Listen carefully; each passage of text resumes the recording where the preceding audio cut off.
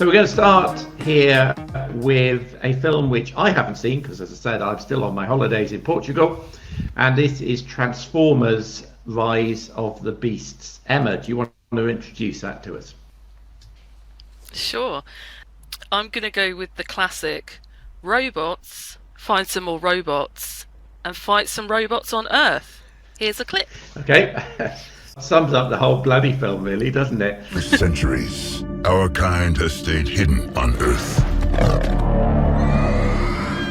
But darkness has found us again. Prime.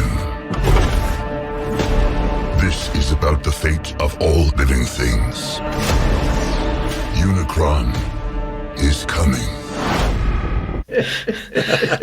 I have to say, Scott Forbes is not overly enthusiastic about this film, but what did you make of it, Emma? Ooh. When you take it as being a Transformers film, I enjoyed it.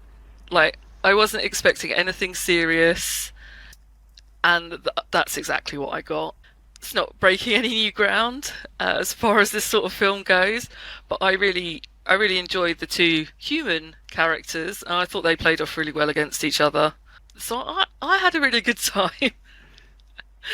And I liked the new robots that we got in it. I thought it was, like, I don't know much about it sort of outside of the cinematic world, but I quite enjoyed the animal type robots.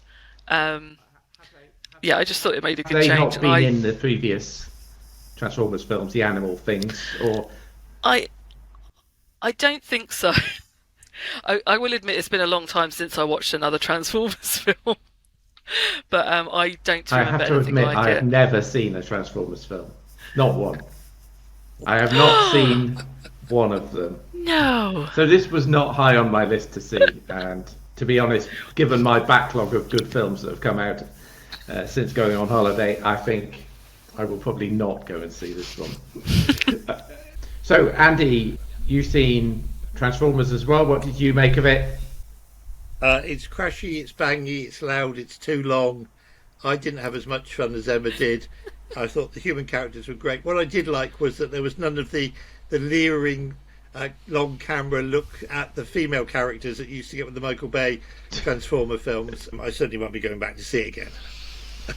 Okay, let's find out now what Scott Forbes made of Transformers. I'm just going to come out and say it. This would have been a better movie if there were no Transformers in it. I actually quite liked the human stories that were going on in this film. The Anthony Ramos character, who was struggling to get a job because of reasons from his past, was quite interesting. The fact that he needed a job because his little brother required healthcare, which they could not afford. I thought that could have been quite an interesting story about the American healthcare system, or lack thereof. The Dominic Fishback character, I found her to be a really smart and enthusiastic character who was ambitious in her work, but underappreciated. When the two of them come together, I thought they made a great pairing.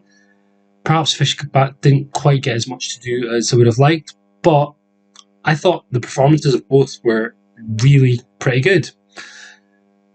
As for the whole Transformers stuff itself, the whole plot is ridiculous. It's almost no point in going into it. The whole thing about one guy who wants space monster thing that wants to eat planets, and there's the Transformers that we know from the previous movies mixed with some Transformers that take form of animals, and they all basically fight to get or save this MacGuffin from being in the wrong hands.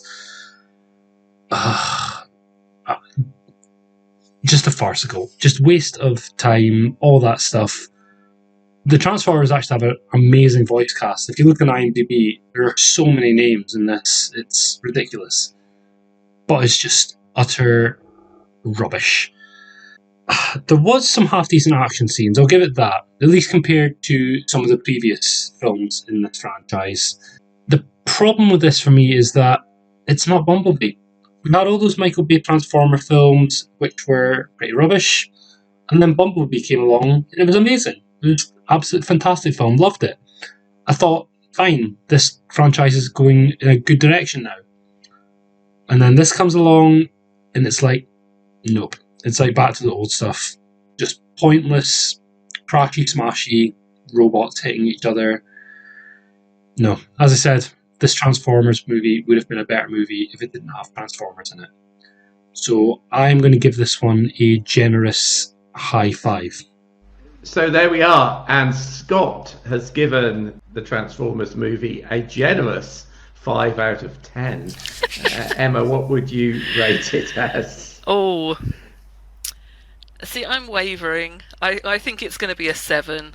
Now, yeah, you see, I saw your Facebook tweet or whatever when you came out and said, I had a fantastic time. I thought you were going to go for a higher score, but it's very close to an 8 because I really had fun. But I mean, like I said, I came out, I got in my car, and it was just a car, so that kind of ruined it.